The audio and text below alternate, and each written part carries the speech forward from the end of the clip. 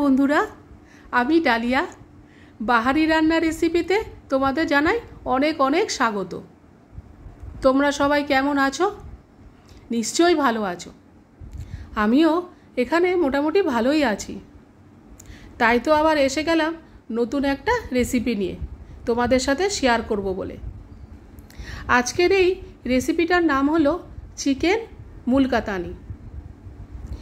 এই রান্নাটা করতে আমার কি কি লেগেছে চলো আমি তোমাদের সাথে রান্না করতে করতে শেয়ার করে নেব।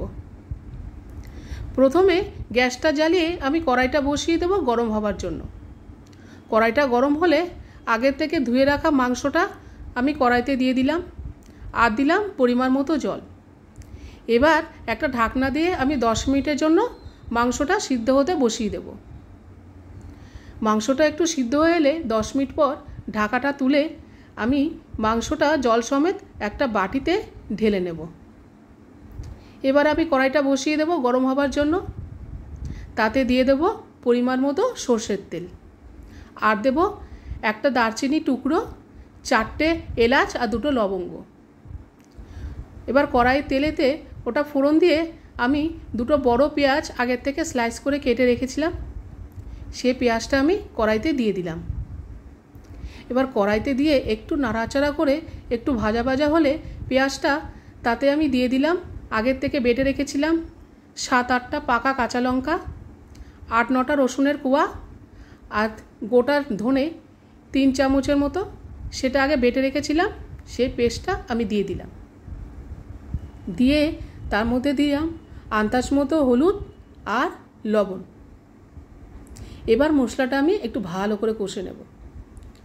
মশলাটা একটু কষে এলে আমি আগের থেকে 15টা মতো কারি পাতা ধুয়ে রেখেছিলাম, সেই কারি পাতাটা আমি দিয়ে দিলাম আর দিলাম 2 চামচ পোস্ত বাটা, যেটা আমি আগে বেটে রেখেছিলাম। এবার এই পোস্তটা দিয়ে আমি একটু ভালো করে খুন্তিটা দিয়ে নেড়েচেড়ে কষে নেব। এবার মশলাটা একটু কষে এলে তাতে দিয়ে দেব নারকেলের দুধ। আমি এখানে নারকেলের দুধটা অর্ধেকটা দেব আর অর্ধেকটা আমি রেখে দেব পরে দেওয়ার জন্য। এবার এই নারকেলের দুধটা দিয়ে আমি একটু ভালো করে এবার কষে নেব। মশলাটা কষে এলে তেলটা যখন ছেড়ে দেবে তখন আমি দিয়ে দেব ওই সিদ্ধ করা মাংসটা জল সমেত। এবার দিয়ে আমি একটু নাড়াচাড়া করে একটা ঢাকা দিয়ে রাখবো যতক্ষণ না মাংসটা সিদ্ধ হয়। এবার 15 মিনিট পর আমি ঢাকনাটা তুলে দেখব মাংসটা সিদ্ধ হয়ে গেছে। এবার বাকি নারকেলের দুধটা আমি দিয়ে দেব, দিয়ে একটু নাড়াচাড়া দিয়ে 2-3 মিনিটের মতো ফুটিয়ে আমি নামিয়ে নেব একটা বাটিতে। বাস তৈরি হয়ে গেল দারুণ স্বাদের একটা রেসিপি, যেটার নাম চিকেন মুলকাতানি। দারুণ লাগে, গরম গরম ভাতের সঙ্গে এটা দারুণ যায়। এটা কিন্তু লুচি, পরোটা বা নানের সাথেও খাওয়া যেতে পারে। তোমরা একবার হলেও এটা কিন্তু বাড়িতে ট্রাই করো আর কমেন্ট করে কিন্তু আমাকে অবশ্যই জানিও যে কেমন লাগলো। আমার এই রান্নাটা যদি তোমাদের ভালো লেগে থাকে তাহলে সাবস্ক্রাইব করে লাইক আর শেয়ার করে আমার সাথে থেকো।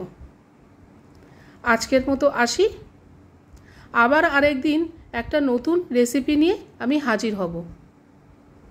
তোমরা ভালো থেকো, সুস্থ থেকো, টাটা।